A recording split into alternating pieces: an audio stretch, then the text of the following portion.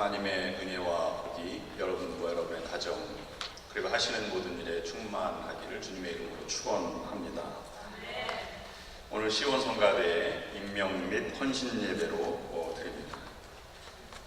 임명받을 우리 시온 성가대 여러분과 함께 예배 드리시는 여러분 모두에게 하나님 앞에 예배를 드리고 찬양을 드릴 때마다 기쁨과 감격의 은혜가 충만하기를 또한 기도드립니다.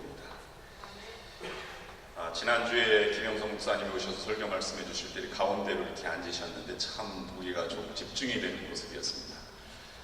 저는 용기가 없어서 지금 일어서시라고는 못하지만 다음 주부터 자기의 앉은 자리를 가운데 줄로 이렇게 옮기셔서 자리를 잡아주시면 더 좋지 않을까 하는 바람을 가져봅니다. 인사를 처음에 만나면 나눌 때 특별히 상대편의 마음을 기쁘게 하는 인사가 있고 또 아주 우울하고 슬프게 만드는 인사가 있습니다. 만나자마자 얼굴이 왜 그래? 어디 아파? 이렇게 인사한다면 여러분 기분이 어떻겠습니까? 아니면 그 옷 어제 입었던 옷 아니야? 처음 만나서 인사하는 것 치고는 너무 격식이 없고 또 상대방을 고려하지 않은 나름대로 최선을 다해서 온 사람에게는 예의가 아닌 것 같습니다.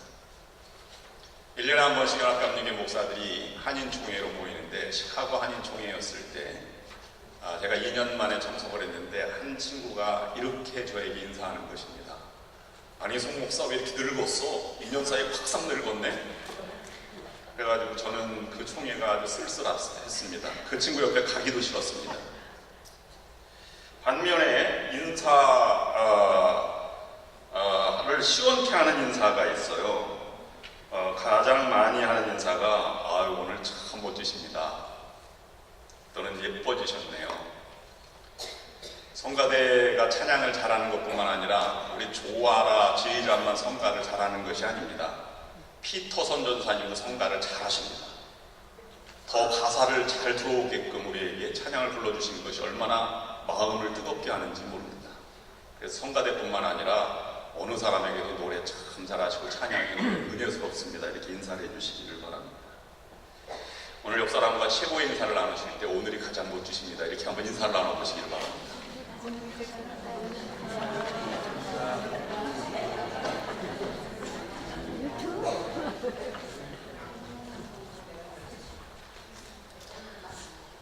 네, 어떻게 보이느냐보다 믿음의 삶은 어떻게 보고 가느냐가 중요한 것입니다.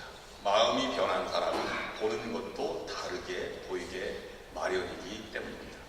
이솝우화 중에 요술쟁이와 생쥐라는 우화가 있습니다.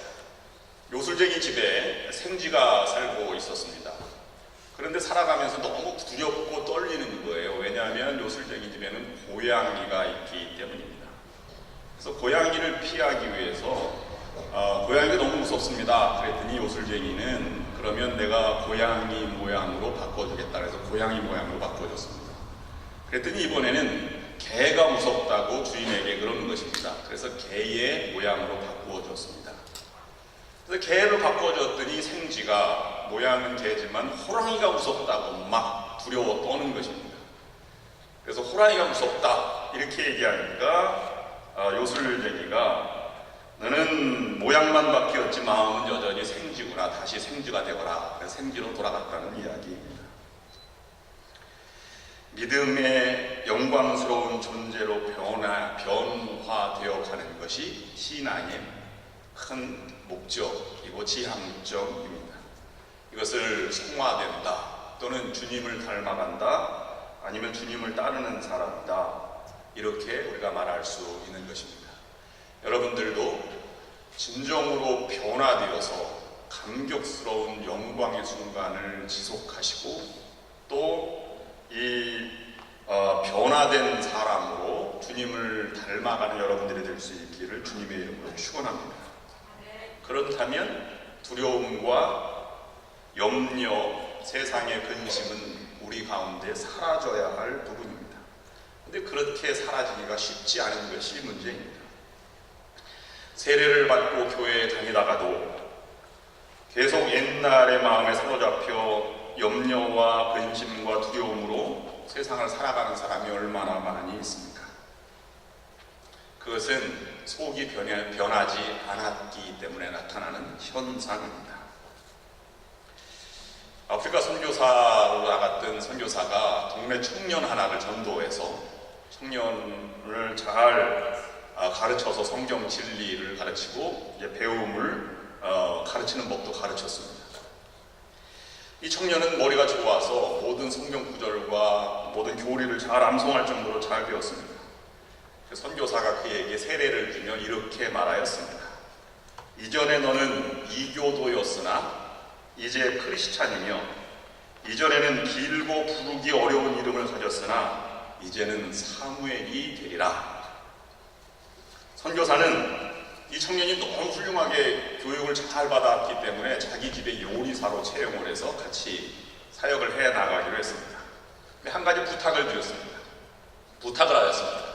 내가 금요일 날은 육식을 하지 않으니 금요일 날만큼은 육식을 상에 올리지 말거라. 대신 생선은 괜찮다. 근데 그날 그 주일날 금요일 날 와보니까 금요일 날 저녁 식탁이 다 고기 반찬으로 가득한 거예요. 어찌된 일이냐, 내가 고기를 먹지 않는다고 얘기하지 않았느냐?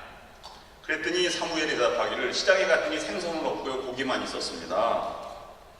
그래서 잘 될 거예요. 이 고기가 아니라 이건 생선입니다. 그랬더니 무슨 얘기냐? 어떻게 고기가 생선이 되냐? 이 바보 같은 사람아, 이렇게 말했습니다. 사무엘이 말하기를 선교사님 염려 마세요. 제가 물을 떠다가 고기에다 이렇게 뿌리면서 너는 이전엔 고기였으나 이제는 생선이 되리라 제가 말했습니다. 그러니 생선입니다. 이렇게 얘기했다는 것입니다. 우리의 모습과 비슷한 모습입니다. 그리스도인이란 본질적으로 변화된 사람입니다. 아이가 태어나면 그 수분 사이에 근본적으로 변화되는 것이 많이 있다고 의사들은 말합니다. 모든 것이 다 변해서 사람의 모양으로 바뀌어가는 것입니다. 이렇듯 예수님을 만날 때 우리는 구원받은 존재, 새로운 희망의 사람, 하나님의 자녀, 영광스러운 존재로 변화되는 것입니다. 그래서 불평과 불만과 근심과 걱정 대신 찬성과 감사로 넘치는 것입니다. 그러니까 당신도 살아 라는 제목의 자서전을 발간한 사람이 있는데요. 2000년 발매되자마자 한 주일 사이에 20만 부가 팔린 놀라운, 여러분들도 읽어보신 분이 많이 계실 것입니다. 오하라 미스요의 파란만 장의 삶을 그린 자서전입니다. 변호사입니다. 그는 중학교 3학년 때 왕따 이지매를 당해서 자살을 결심을 했습니다. 근데 성공하지 못하고 겨우 건졌지만 학교를 다닐 수가 없었습니다. 그래서 그것을 극복하기 위해서 폭주족과 함께 다녔고, 그리고 16살의 어린 나이로 두목과 결혼을 하게 되었는데 결혼해서 평탄치 않았습니다. 두목과 부하들에게까지 무시를 당하는 것을 견딜 수 없었습니다. 그래서 몸에 문신을 새기고 함께 하려고 했지만 그것도 뜻을 이루지 못했습니다.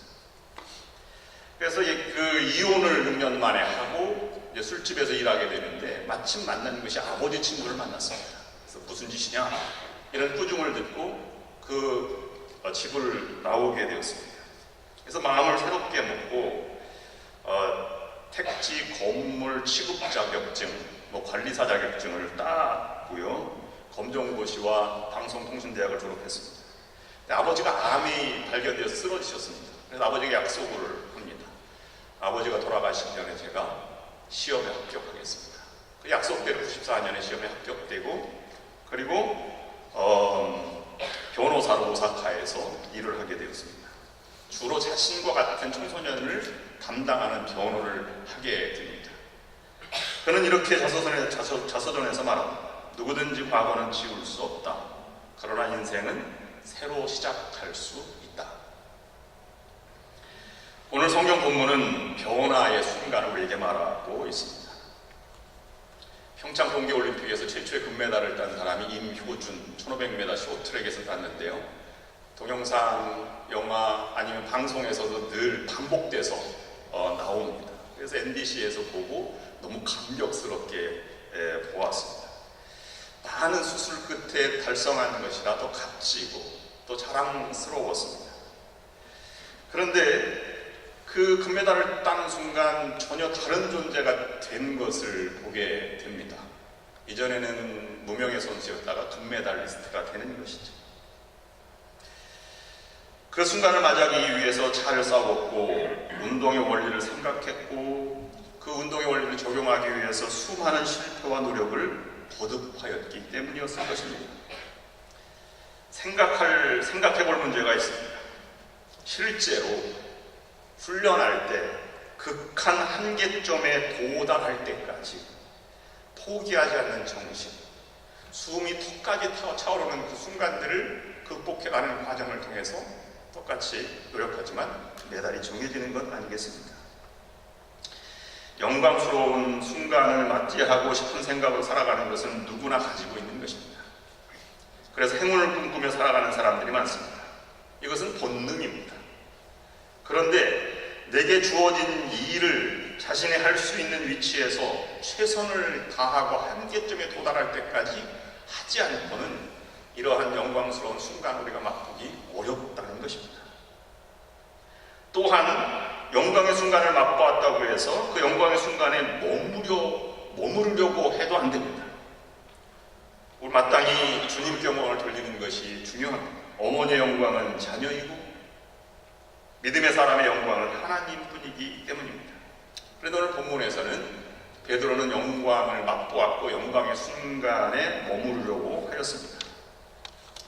거기에 머무르려는 욕심을 버려야 합니다. 오늘 우리 본문에서 주는 세 가지 교훈을 묵상하려고 합니다. 첫 번째는 영광스러운 순간의 변화는 주님을 만날 때 일어난다는 사실입니다. 여러분들이 이렇게 신앙생활하면서 기도해 하셔야 합니다. 주님을 인격적으로 만나게 하옵소서. 한 번, 두 번 경험하고 만났다고 해서 우정이 쌓이고 정이 드는 사람은 세상이 없습니다. 끊임없이 만나고 대화하고 그리고 함께 살아나갈 때 우리는 정과 우정을 나누고 느끼며 살아가게 되는 것입니다. 변화산에서 변화되신 분의 주체는 주님이십니다. 그것은 변화의 주체가 예수님임을 우리에게 말씀해주고 있는 것입니다. 인생의 변화는 내가 결심해서 되는 것이 아니라 예수님을 만날 때 일어난다는 사실입니다. 그러므로 예수님은 우리 인생의 질적인 변화의 촉매제가 되는 것입니다. 그 자체는 변하지 않으면서 다른 물질 간의 화학 반응을 촉진시켜주는 물질입니다. 마가린을 만들 때 쓰이는 기름의 촉매제로 쓰이는데요. 막 저어서 이렇게 하는데 거기에는 니켈 가루가 섞여 있다고 합니다. 콩기름과 함께 이렇게 섞으면 마가린이 된다고 하는데 150도에서 200도 정도 만들면 금방 공장에서는 마가린으로 변한다고 합니다. 마가린 다시 기름을 내서 추출해서 이제 낼 수도 있고요. 자연 상태로 놓으면 수백 년이 걸려도 마가린이 되지 않는다고 합니다. 우리에게도 뜨거운 그리스도를 만남으로 변화가 되게 된 것입니다. 그건 전혀 다른 존재가 되는 것이죠. 솔제인 신이 시베리아에 유배 갔을 때 채찍을 맞으면서 일을 하게 되죠. 근데 도저히 일을 할 수 없는 상황에 도달했습니다. 맞아 죽을 줄도 모르지만 더 이상 일할 수 없는 한계점에 도달한 것이에요. 근데 동료 죄수 중에 하나가 삽을 가져와서 그 앞에 십자가를 긋고 지어버리고 지나갔습니다. 나중에 솔제인 신이 고백하기를 그때 나는 예수님을 보았다 이렇게 고백했다는 것입니다. 자신도 모르게 한계점에서 더 기쁜 마음으로 그 일을 감당하고 노동을 감당하게 되었다 이렇게 고백했습니다. 우리에게 다른 것이 있어야 합니다. 우리 믿음 생활에 그리스도가 존재하지 않으면 우리는 질적으로 변화되는 것이 아닙니다. 인도의 성녀 선다신이 영국에 갔을 때 철학자가 물었습니다. 신도교회에서 그리스도교로 개종했는데 그리스도교회에는 다른 무엇이 있습니까? 선다신이 대답했습니다. 신도교회에 없는 그리스도가 있습니다. 그거 말고요, 힌두교에서 하지 않는 다른 교리나 아니면 철학이 그리스도교에는 존재한다는 말입니까? 그랬더니 내가 힌두교에서 기독교인으로 변한 것은 가르침이나 교리가 아니라 그리스도 때문입니다. 철학 교수가 이 마음에 들지 않아서 다시 물었습니다. 기독교는 힌두교와 다른 종교보다 더 고등학적인 철학을 갖고 있는지를 묻는 것입니다. 그런데 선대신이 대답한 말이 바로 분명히 대답한 것이 그리스도교에만 있는 것이 있는데 그것이 그리스도입니다. 그분이 십자가에 달려 돌아가셔서 내 죄를 사해 주신 분을 난 만났고, 부활하신 그리스도를 만났고, 장차 다시 오실 주님을 나는 만났습니다. 그것이 다른 것입니다. 이렇게 얘기했다는 것입니다. 두 번째, 영광의 순간은 나 자신에게서 일어나는 것이어야 한다는 것입니다. 여러분, 이렇게 기도하시기 바랍니다. 내 주변이 변화되는 것이 아니라 내 자신이 변화되게 하옵소서. 다른 사람의 영광은 그저 부러울 뿐입니다. 다른 사람이 잘되고 훌륭한 인품을 가지고 있다면 그것을 인정하고 축하해 줄 일이 마땅한 것입니다. 그것을 깎아내리거나 비난을 해서는 안 됩니다. 또한 자신의 인생에서 추구하는 영광의 순간을 위하여 최선을 다하여 자신에게 일어나도록 해야만 합니다. 그런데 사람들은 자신은 노력하지 않으면서 최선을 다한 사람이 가지고 있는 영광을 영웅시하거나 아니면 주변의 사람을 깎아내리려고 하는 것입니다. 초점을 자신에게 맞추어야 하는 것입니다. 우리는 주변이 변하기보다는 세상 다른 사람이 변화되기를 바라기를 더 많이 기대하고 있습니다.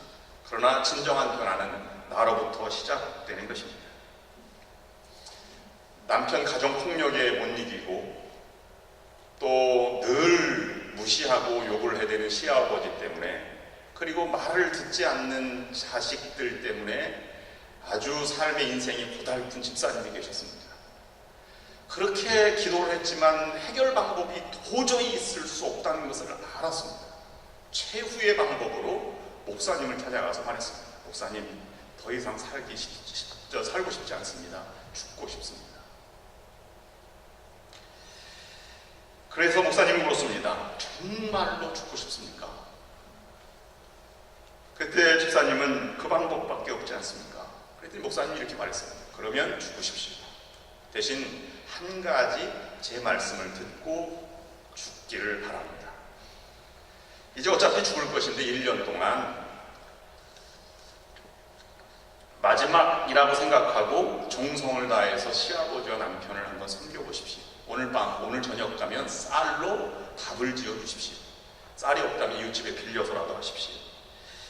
어차피 1년 이후에 죽을 건데 무엇이 두렵겠습니까? 그 집사님은 목사님과 약속대로 가족들에게 정성을 다했습니다. 제일 먼저 변화된 것은 시아버지였고 곧바로 남편이 변화되었습니다.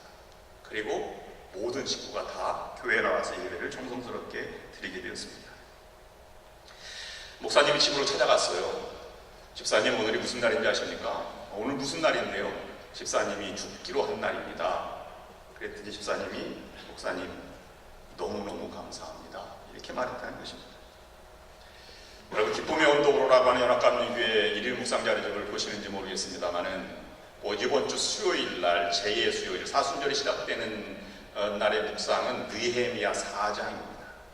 거기에 두 개의 노래를 우리에게 소개해주고 있습니다. 하나는 서동요이고 또 하나는 유대인들이 부른 노래입니다. 백제에 사는 서동이라고 하는 아이는 진평왕의 셋째 딸 신라의 공주 선하가 너무 아름답다는 이야기를 들었습니다. 그래서 백제에서 말을 캐며 살았던 서동은 말을 가지고 백제의 수도 경주로 가게 됩니다. 경주에서 아이들에게 말을 나눠주면서 노래 하나를 가르치지요. 선화공주는 남몰래 사귀어두고 소동방을 밤에 몰래 안고 간다. 이것이 소문이 돌고 돌아서 왕궁까지 가게 되었습니다. 진평왕과 신하들이 너무 기가 막힌 이 끔찍한 이야기를 들어서 신하들이 왕에게 간청을 하게 됩니다. 선하공주를 다른 안전한 지역으로 귀양 보내는 것이 어떻겠습니까? 그래서 귀양 보내다가 소돔을 만나서 결혼해서 잘 살게 된다는 이야기입니다. 느헤미야 4장 보면 유대인들도 똑같이 노래를 지어 부른 것인데요. 성벽을 다시 쌓으려는 유대 사람들이 산발락과 이 다른 도비아가 곧 쳐들어온다는 소식을 듣고 노래를 부르게 됩니다. 흙더미는 아직도 산더미 같은데 짊어지고 나를 힘이 다 빠졌으니 우리의 힘으로는 이 성벽을 다 쌓지 못하리. 아마 산발락과 도비아가 예루살렘에 있는 아이들을 시켜서 노래를 만든 것인지 아니면 그걸 핑계를 대고 유대인들이 만든 노래인지는 모르겠습니다만은 아마 이 노래를 듣고 유다 사람들은 성벽 재건이 어려울 정도로 마음이 우울했을 것입니다. 우리가 부르는 노래, 우리가 드리는 찬양이 우리의 생각을 지배하고 삶을 지배하는 것입니다. 그런 순간의 변화를 내가 누리고 내가 변하는 것이 중요한 것입니다. 세 번째, 영광스러운 순간의 변화는 정상에서 이루어진다는 사실입니다. 우리는 기도했다고 기도하는 것이 아닙니다. 예배에 참석했다고 예배 드리는 것이 아닙니다. 말씀을 읽었다고 말씀이 내게 들어오는 것이 아닙니다. 기도했다면 기도의 정상에 서는 것이 기도입니다. 예배를 드리면 예배의 정상에 올라서는 것이 예배입니다.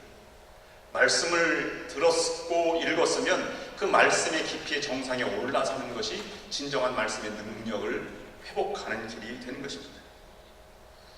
오늘 본문은 특이하게 시작됐는데 2절 말씀에 엿새 후에 라는 구절을 삽입했습니다. 마가복음이 그렇게 삽입한 것인데요. 갈릴리 지역에서부터 이 헬몬산이 있는 지역까지 엿새를 제자들과 함께 걸어가서 산 정상에 올랐음을 우리에게 보여주고 있습니다.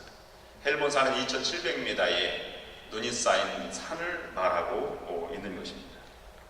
왜 갈릴리, 벳세다 아니면 수많은 사람들이 모인 평지에서 변화되어서 영광스러운 모습을 보이고 해같이 빛났으면 얼마나 많은 사람에게 이 복음이 전달되었고 예수님이 높아지셨겠는가를 생각해 볼 수 있습니다. 그런데 왜 6일 동안 걸어서 정상에 올라갔을까요? 물론 헬몬산은 백두산처럼 신령한 산으로 알려져 있기도 하지만 예수님은 변화는 정상에서 이루어진다는 것을 내게 보여주는 것이라고 생각을 해볼 수 있는 것입니다. 요한복음에 보면 이 변화의 순간을 맞이한 사건들이 한 7개의 기적으로 나오는데요. 모두가 다 순간의 변화를 경험한 것을 우리에게 전달해 주고 있습니다. 최초의 기적 사건은 가나의 이적 사건입니다. 예수님께서 물동이를 떠다가 항아리 아귀까지 채워라 이렇게 얘기했습니다. 아귀가 무엇입니까? 이 컵이나 항아리의 맨 끝에 달린 그런 동그란 지역을 아귀라고 합니다. 영어로는 브림이라는 가장자리 지역까지 찰랑찰랑하게 채웠다고 하는 것입니다. 그렇게 채우고 나서 떠다 주었을 때 포도주로 변했다고 하는 것을 우리에게 가르쳐주고 있는 것입니다. 나아만 장군이 요단강에서 목욕을 할 때 7번 목욕을 하라고 했는데 6번까지 점차적으로 좋아진 것이 아닙니다. 7번째 들어갔을 때 깨끗이 어린아이 피부같이 되었다고 말하고 있습니다. 우리는 매주일 힘들고 어렵지만 교회에 나와서 정결한 마음으로 예배를 드립니다. 진정한 마음의 변화와 진정한 영광스러운 순간은 예배의 정상에 섰을 때 일어나는 것입니다. 매주일 성가대가 남들보다 일찍 옵니다. 그러나 그냥 변화가 아니라 최선을 다하고 찬양을 드리고 기도하는 마음으로 섬길 때 변화가 일어나게 되는 것입니다. 이건 성가대뿐만 아니라 모든 사역자 또는 주방봉사, 여선교회, 안내위원, 헌금위원 모든 봉사도 마찬가지입니다. 여러분, 신앙생활의 정상에 서기를 최선을 다하시기를 바랍니다. 성가대가 정상에 선다는 것은 무엇을 의미합니까? 하나님만을, 아무리 힘들어도 하나님만을 찬양하는 것 아니겠습니까? 정성을 다하여 예배를 드리는 것입니다. 성가대원들은 모든 교인들이 다 높아서 교인들이 봅니다. 그런데 그만큼 주목받고 있죠. 성가대원들이 은혜를 받으면 교인들이 은혜를 받습니다. 성가대원들이 몰상을 짓거나 아니면 이야기하거나 그러면 또 교인들이 은혜를 받지 못합니다. 그만큼 중요한 위치에 들어가 있는 것이죠. 그런데요, 정말 우리가 인간이라 그렇게 보이지 않을 수 없지만 진정한 예배 정상에 쓴다는 것은 무엇을 가르쳐 말합니까? 우리에게 주님이 보여야 되는데 성가대가 이렇게 보아서 빈자리를 본다든지 누가 왔나 안 왔나 본다면 흐트러지게 되어 있지 않겠습니까? 현정한 예배자라면 예배드릴 때 빈자리를 보는 것이 아니라 주님을 바라보는 마음이 되어야, 간질급한 마음이 되어야 하는 것 아니겠습니까? 변화의 정상에 설 때라는 것을 가지고 라파엘이 그린 그림이 있습니다. 그림을 한번 보시겠습니다. 바티칸 성당에 가면 쭉 이렇게 그림 그린 그 유명 중세시대의 화가들이 그린 그림 통로를 이렇게 지나가게 되는데요. 거기 한 중에 라파엘이 그린 변화산의 변모라는 그림입니다. 그건 두 가지로 이루어졌는데 위에는 예수님, 밑에는 아래, 산 아래를 나타내 주고 있습니다. 위에 그림을 먼저 보면 이렇게 됩니다. 예수님이 해같이 빛난 얼굴, 흰옷을 입고 변화된 모습이고요. 양쪽에 공중에 있는 분은 모세와 엘리야 떠 있는 모습이고 밑에 있는 분은 제자들입니다. 제자들이 너무 황홀하여서 그렇게 눈을 뜨지 못하고 있는 모습을 보여주고 있는 것입니다. 근데 산 아래에 있는 다른 그림은 여기에 많은 병자 또는 귀신 들린 아이를 안내하고 예수님께 데려오고자 이렇게 하는 모습들이 그 앞에 그려져 있습니다. 이 그림은 변화산 정상에서 이루어진다는 라파엘의 그림을 우리가 보고 있는 것입니다. 누구나 역사와 인생의 위기를 만날 수 있습니다. 단 그 위기를 극복하면서 더욱 성숙해지는 사람이 있는가 하면 그 위기 앞에 파멸하는 순간, 파멸하는 인생이 있습니다.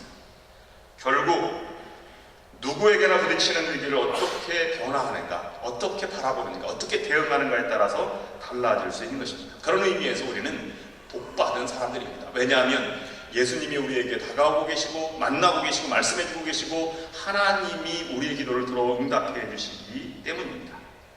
여러분, 진정한 변화를 원하십니까? 정상에 서십시오. 말씀과 기도와 예배와 찬양의 정상에 오르십시오. 그러면 여러분은 변화의 순간을 맞이하게 될 것입니다. 그런 여러분들이 다 될 수 있게 주님의 이름으로 축원합니다. 기도하시겠습니다. 하나님 아버지, 막연히 변화되는 것이 아니라 주님을 만날 때, 그리고 정상에서 내 자신을 드릴 때 변화와의 순간, 영광스러운 순간을 경험한다고 하였습니다. 하나님, 우리가 그냥 신앙생활을 하지 않고 최선을 다해서 주님의 영광을 경험하는 우리 믿음의 성도들이 될 수 있도록 인도하여 주시옵소서. 인생의 한계점에 도달할 때 그것을 뛰어넘는 믿음의 능력을 저희들이 가지고 살아갈 수 있도록 인도하여 주시옵소서. 예수 그리스도의 이름으로 간절히 기도드립니다.